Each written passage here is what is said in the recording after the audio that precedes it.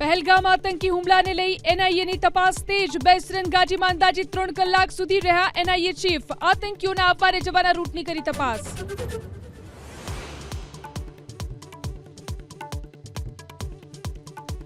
પાકિસ્તાન વિરુદ્ધ વધુ એક મોટા એક્શનની તૈયારી. સૂત્રોનો દાવો, શિપિંગ લાઇનો પોસ્ટ સેવા સ્થગિત કરવા પર વિચાર.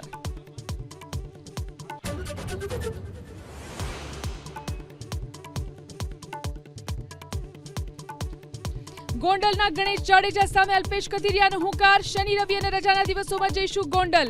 ગોંડલમાં 2 નંબરમાં શું ચાલે છે તેના પુરાવા સાથે લાવીશું. મજા પડશે જ્યારે વેકેશન હશે, જ્યારે શનિ રવિ રજા હશે, અમને એમ લાગશે ફરવા જાવું ત્યારે જાશું.